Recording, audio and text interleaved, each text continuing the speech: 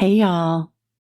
The crawler is a little known and even less understood cryptid that has been spotted in all corners of the globe and, of course, throughout Appalachia. A tall, lanky, and gaunt humanoid form, typically with white or pale grayish skin, it skitters around on all fours at a rapid speed. Those who've been fortunate or unfortunate enough to spot these creatures report either large black reflective eyes or black holes where the eyes should be. Today I'm bringing you 3 stories from people who have been victims of the crawler and lived to tell the tale. I'm Candace, and I'll be your guide.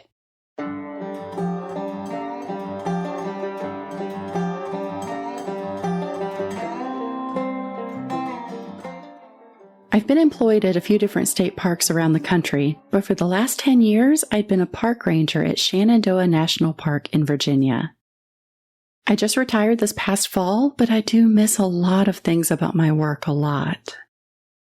Last spring of 2022, something happened that I wasn't prepared for at all.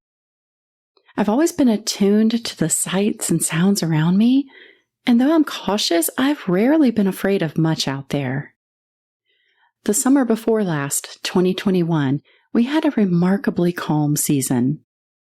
There were hardly any animals we had to deal with, and it seemed the bears and other pests were leaving everyone alone. In April 2022, people started to hear noises around their campsites very late at night. These noises would drive their dogs insane, but nobody had really seen anything unusual. It kind of felt like whatever it was probing and checking out the area nightly, but it was staying far enough away that we couldn't see it with our spotlights. Then, one night when I was walking back to my quarters, I started feeling a profound sense of dread and unease. There was the most creepy, malevolent feeling in the air. I looked around and scanned the tree line before looping toward my door. I scanned the area from left to right and from my fire pit to the table. About 20 feet behind the table, I saw a naked, extremely pale, almost gray figure. There was this big boulder behind it, so it was kind of blending in and not easy to see. If I hadn't purposefully been scanning the area, I wouldn't have even noticed it. The thing had this humanoid quality to it, and it was very lanky and standing still. It was directly facing me. Then our eyes met, and I felt my heart drop. I just went cold. I probably only stared at it for a few seconds, but it felt like several minutes while my brain was trying to process what I was seeing. It stood between 5 and 6 feet tall, and the shoulders were low and slumped. The body was frail and thin. It was crouched down on all fours. I couldn't make out many details of the face beyond its large black eyes. But its mouth seemed to be open and making strange clicking sounds. It's hard to describe. The fear and shock that came over me was terrifying, and I couldn't think rationally at all. I slowly pulled my phone out of my pocket, and I snapped a photo that seemed to startle it. I watched it jump up onto the massive rock and then climb the tree next to it. The speed it exhibited was astounding. I ran like my life depended on it the rest of the way to my door. I grabbed my shotgun and loaded it and aimed it at the door. I just sat there with my heart hammering, waiting for the doorknob to turn or the window glass to break. I even called for backup. I sat there and waited for what seemed like hours for 2 of my colleagues to show up. I must have sounded like a blithering idiot trying to describe what I had seen and what happened. I was usually really calm and collected, which is probably what made them believe me. the three of us were all armed, and we went out together to look for it. We stayed out into the early morning expecting to see or hear something, but we never did. Eventually, at around 4 a.m., we lowered our guard and I went into my cabin to try to get some sleep. The next morning, I could hardly believe what I'd seen the night before. I kept obsessively searching the area in the daylight to see if there were any shapes or items that I could have mistaken for the creature. But the only things around were my typical campsite things. I really, really wished that there could be another witness for validation. I had to make my report, but I had so little substance that I felt a bit ridiculous. I mean, there were no sightings by anyone else, and no one had been harmed. There were only the strange noises that people and dogs had been hearing and my one sighting. So what could I really say? The photo that I had taken was dark and grainy, and you could barely make out the rock, let alone the creature.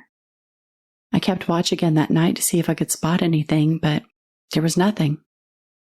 The thought that this thing could be out there observing us was really unnerving. It was also really hard to want to warn people, but not really have anything concrete to say to them. I attempted to have the photo analyzed by several professionals, but the pixelization and darkness made the photo useless.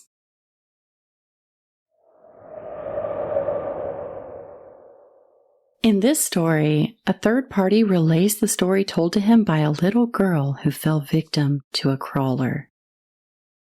The setting is an extremely rural house in eastern Kentucky, the kind of place where you would have to drive 20 miles to get to civilization. A young girl around the age of 10 is playing fetch with a 90-pound German Shepherd police dog that had just been retired from the force. The girl threw the ball, and it hit a tree to her right, sending the ball behind her. The dog charged off behind her to get the ball, but just then, the dog's body was thrown past her and hit a tree with a loud thud, knocking it unconscious. Then a hard object slammed into the back of her head, knocking her out. When she awoke, she recognized the terrain and knew that she was in the deep woods. She also felt her body getting dragged along the forest floor, pulled by the back of her hair. The young girl screamed, scaring whatever was dragging her, making the entity drop her. She then ran off back in the direction of her home.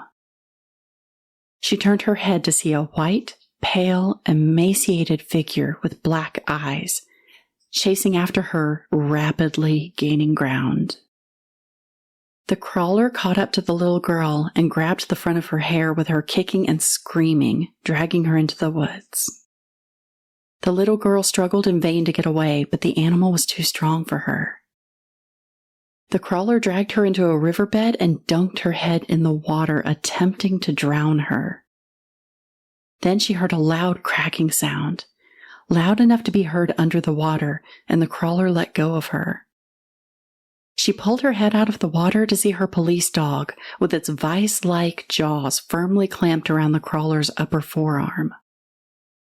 The arm hung limp, and she could tell it had been broken.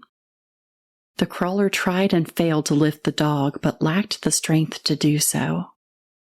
She then ran off back home, leaving her dog to fight the crawler. Her parents talked to her and believed her story. A day later, and the dog still hadn't returned. Another day passed, still no dog. Then, on the evening of the third day, her dog hobbled out of the woods, its body covered in cuts and lacerations. It also had a lot of caked blood around its mouth.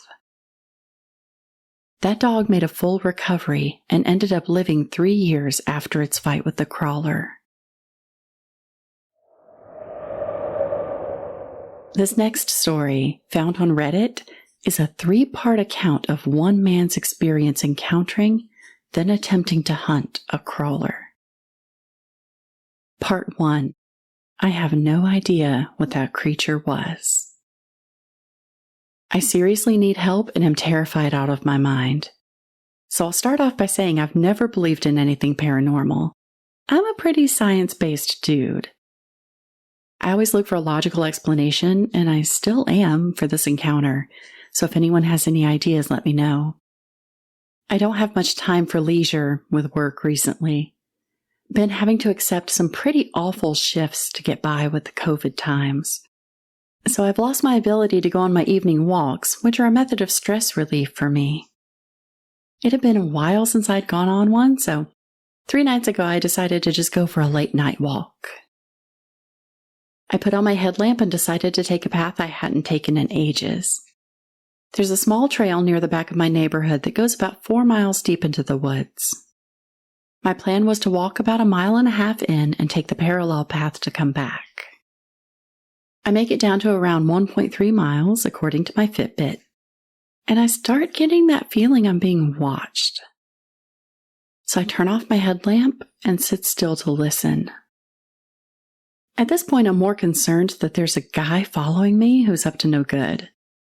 I hear clear footsteps in the leaves off the trail, and they've been behind me for nearly 5 minutes. I stopped thinking it was an animal or another walker and became worried. Sitting there for probably 3 to 4 minutes, I hear nothing.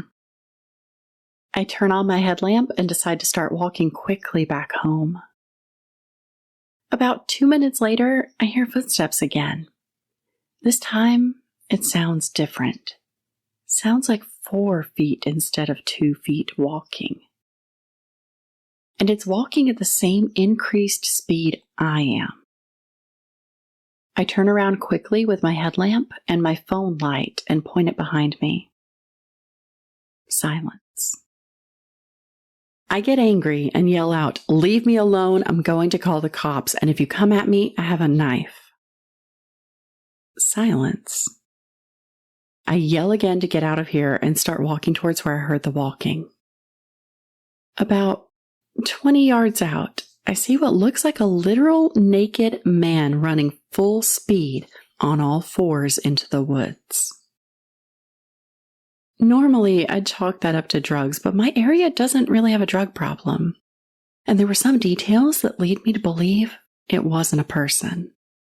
For one, they were damn near hairless, completely bald, pale white skin, and the way it ran on all 4s looked natural. Not like when you try to run on all 4s and look stupid. It looked like its bone structure was designed to walk on all 4s. There was no hunched look, their back was flat, and they were fast. The last thing that happened was straight out of a horror movie. I hadn't heard anything in a while on my way back, but kept turning around to be sure. With about 1/3 of a mile left to go until I was in the clear, I hear a mad dash through the leaves. I whip around, and it stops on a dime. I see the edges of its head behind a tree and yell loudly to try to intimidate it. What I hear next, I'll never forget in my entire life. It cackled like a monkey. A noise I've literally only heard in nature documentaries. The tone was that of mockery. A predator having fun with me. I didn't stick around. I sprinted as fast as possible back home. I'd love to believe this was some prank or a rabid, bald, diseased coyote, but I got a pretty clear look at it. It wasn't. It had human feet and human hands, a human head and human buttocks, but nothing else about it was human. I called the cops afterward and told them a man was following me. I didn't want to say some creature because they'd think I'm crazy. They didn't find anything, but they did see quite a bit of activity in the leaves and dirt, about 50 feet from where the trail was, leading far back into the woods before it got to a large stretch of grass where no footprints were seen. Please, someone tell me I'm crazy or that this was some elaborate prank or deformed man. Part 2. We went back into the woods, saw it again. So after some internal debate, I decided I was going to go back because otherwise it would eat me up not knowing what this was. When I first saw it, I had zero idea what it could be. I figured some drugged out or mentally ill man, a prankster, maybe a sickly, deformed animal. After letting it all settle, though, there's just no way any of that was the case. I was trying to justify it in my mind because I've always been a heavy skeptic of anything paranormal. I still am, to be fair, but I'm warming up to the idea that crawlers may actually exist. So I messaged 3 of my buddies, told them everything that happened in detail over text, and asked if they'd come look with me. Them being non-believers like me and also just loving adventure and spooky stuff were more than excited to go. 2 of the friends have guns, and so do I, so we all brought them. One friend had a pistol, one had a shotgun, and I had a pistol as well. The other friend was in charge of holding 2 flashlights to give us some light. One being a phone flashlight so he would be ready to take a picture at a moment's notice. We waited until about 9:30 p.m. when it was completely dark and headed down the same trail I did last time. My heart was pumping out of my chest, but I felt more confident having friends there. They were joking around and thought this was cool, and I tried joking back a few times, but the reality was I was pretty nervous. We walked the full 1.5 mile I'd planned on walking last time and didn't encounter a thing. We'd prepped for so long, though, and I didn't want to give up quite yet, so we kept walking. About 5 to 8 minutes later, at close to the 2-mile mark, we started hearing some noises way back in the woods. It wasn't close, but it was loud enough for us to take notice. I told my friend to turn off the flashlight for a second, and we listened. Bipedal footsteps made their way closer to us. Still far, but definitely coming our way. It sounded like they were wearing boots or something because the heaviness of the steps was quite loud. That, or there were just a lot of leaves, which, to be fair, is a possibility. It was off the trail, so it's all woods back there. Once the footsteps made it about 20 to 30 yards away, I called out asking if someone was here. The footsteps stopped, but only for a brief second. A second later, the bipedal footsteps turned to what sounded like something sprinting on all 4s in our direction. My friend immediately turned on the flashlights, but there was nothing visible through the dense forest. At the beginning of the trail, the forest is pretty clear, but further back it gets a lot more dense, so it was hard to tell.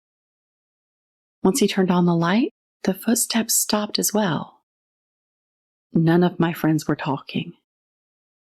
Paranormal believer or not, hearing that will scare the crap out of you. My friend unholstered his pistol and kept it by his side. He looked at me, and I could tell he wasn't having a good time anymore. My friend holding the camera was visibly shaky and was darting his glance between all of us. The third friend shortly after yelled into the woods, "I see you! Come out, stop messing with us. We have guns and we'll shoot. I don't want to hurt you over some dumb joke. Come on now." We hear that sound again. I mentioned last time it sounded like a cackle. This time it was more of a yell, shriek, aggravated noise. I don't even know what to compare it to. I just know it gave me goosebumps. My other friend just immediately fired his shotgun into the woods, causing my ears to ring horribly due to me being right next to him. I couldn't hear, but I noticed his gaze went from the spot we heard the footsteps from over to the right of that spot, about 90 degrees. I followed his gaze and for about half a second caught a glimpse of once again a tall human-like thing running on all 4s behind a tree. He started walking towards that direction, but my friend with the flashlight stopped him. He made the point that it was buckshot. The chances he missed were slim, due to the fact that the tree it was next to was covered in evidence that the shot was on target. My friend made a scary point that we hadn't considered. What if it hit it, but didn't hurt it? What if he was right? What if it took a shotgun hit and didn't even fall over? My estimate is that it was between 6 feet and 6'4", maybe between 140 and 165 pounds. So if it could still run after that shot, it either didn't get hit or it's not something we want to mess with. We hear the cackle I heard the first time, that mocking noise. Not so much an aggravated noise this time. More so a noise that gave me the impression it was having fun or enjoying the fear we blatantly had in our voices. No more footsteps, but my friend shot in its general direction again. Ears ringing again, I couldn't hear anything. But I did see a small glimpse of it again running off deeper into the woods. Could only see its rear for a second or two before it was too far to be seen by the light. This meant it had to be running pretty fast. I don't want to give a number, but if I had to guess, it was easily around 20 miles per hour or so. Nothing a human could do on all fours, that's for damn sure. We turned around and jogged back home. Upon getting home, we talked about what we saw. Nobody was disputing my story now. We had all seen it. We talked all night. I showed them some of the comments on my last post where they suggested a crawler. We read a lot of posts here, and some of them matched our experience, some didn't. But we did all agree that if this was paranormal, that a crawler was the best guess we had. Now we're all on the same page. We still don't know if we buy into all the paranormal claims, but this one is starting to convince us. We realized at the end we hadn't even looked for pictures. We asked my friend with the phone, and he shyly admitted he hadn't even thought to take a single picture. I'm not gonna lie, guys, I was so terrified I didn't even open the camera app a single time. I was just trying to make sure it wasn't behind us or charging us. I'm sorry, he said.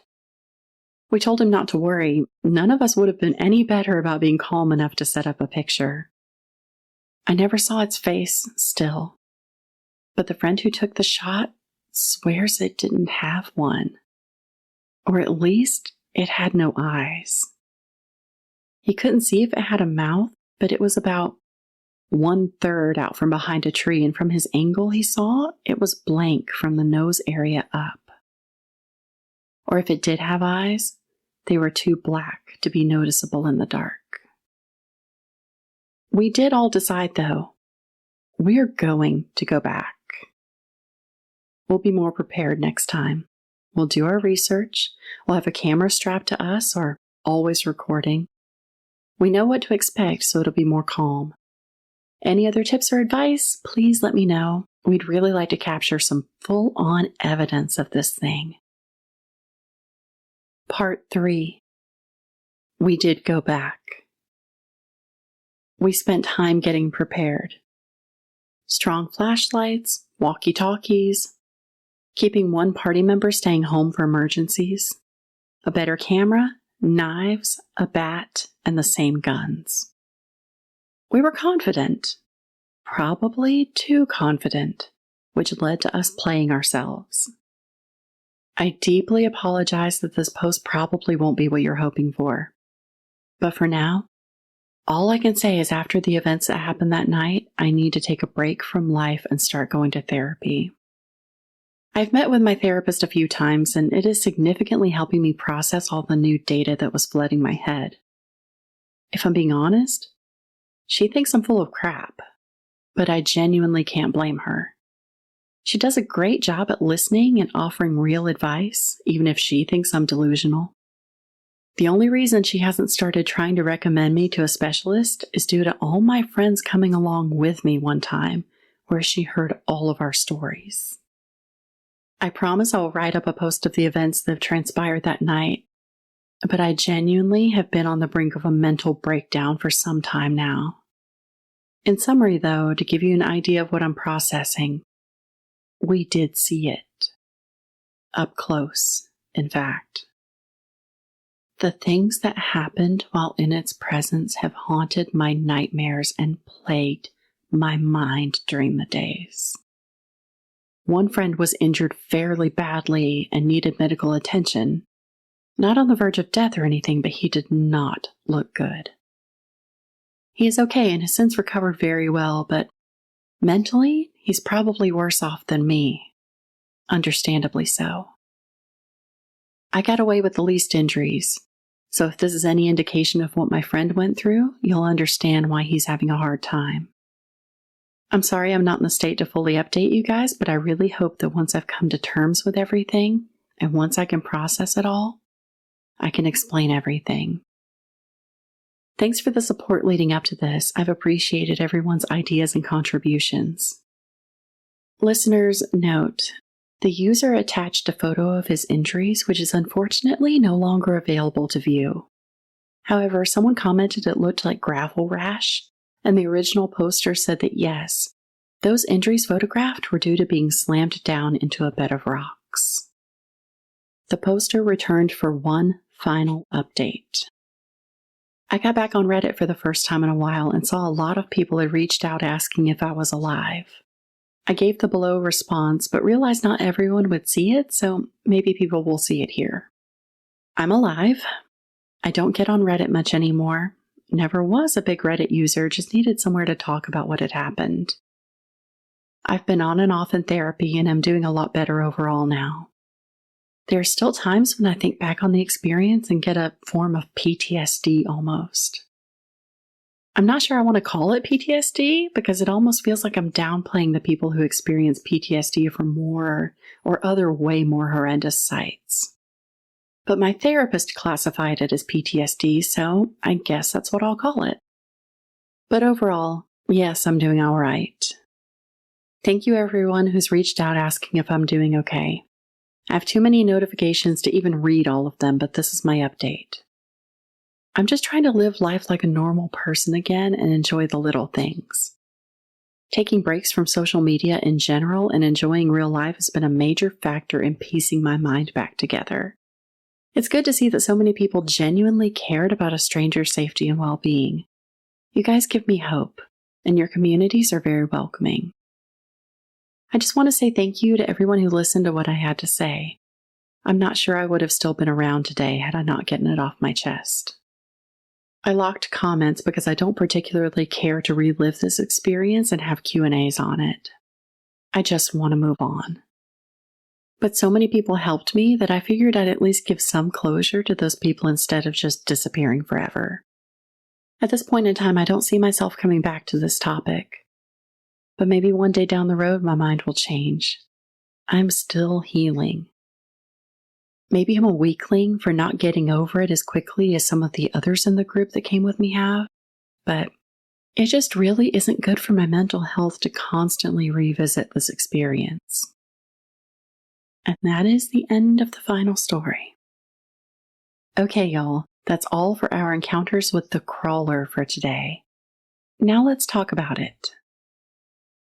Of course, it can always be said with these stories and any other paranormal experiences that these are touted as truth, so we'll talk about them as such.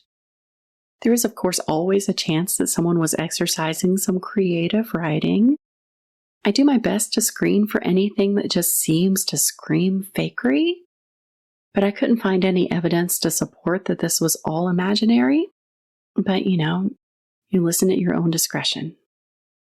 While most of the encounters I came across are more like the first story, just kind of a brief sighting that leaves somebody shaken up, the subsequent stories that you heard, stories 2 and 3, suggest the crawler can hurt people. Some of the other encounters I researched, interestingly, occasionally feature the creature only being visible to certain members of a party who are present, typically kids. But it goes along with the common belief that I share that kids see things that we can't. It poses the question if it's indeed the enhanced perception of children or if it can have selective invisibility, so to speak, for certain people. Maybe they're more easily seen by more intuitive people instead of the less intuitive people in a group. in some cases. This cryptid is interesting to me since variants on this description have been in other experiences that I've relayed on the podcast before. Almost every infamously haunted location that has a lot of spirits has an entity that they call the crawler. It's typically black or dark in color, but moves a lot like the crawlers that we hear in these stories. Some people theorize that the crawler is more of an interdimensional being rather than a cryptid. Something that can appear at will and just kind of scuttles away into whatever dimension it came from whenever it pleases. It seems less likely to be the case, given the story of the little girl being attacked in Kentucky, since I can't imagine an interdimensional being could be physically attacked. But what do I know about interdimensional beings? In the Shenandoah National Park encounter, it's intriguing that the witness got a photograph even if it was considered useless. Unfortunately, the photo was of course not included with the description of the experience because, of course, it wasn't. It seems like cryptids universally hate being caught on photo or video, but I always appreciate encounters more when the person who experiences them is more rational and logical, who can't seem to reconcile what they experienced. The story from Kentucky is intriguing, with it having attacked a defenseless child. It's also interesting that the German Shepherd injured the crawler, considering, again, all stories assume to be true that it could have potentially taken a shotgun blast in the last story without being hurt. I wish I knew when the victim relayed this story to the third party who published it. I'm curious if it was shortly after the encounter or from her recollection in adulthood. The notes about the experience theorize that the crawler seemed to be more fragile than the average cryptid, being able to be fought off and at least seriously injured by a dog. Presumably, the creature wasn't seen again since that wasn't mentioned. That's another interesting component. Some of the encounters I came across had someone spotting the cryptid more than once in the same location. And lastly, in the final story, of course, let's get it out of the way that it is frustrating that we don't know exactly how it ends. In the final updates, the victim explains how he's been traumatized by all of the events to the extent of developing PTSD and doesn't care to think about them anymore.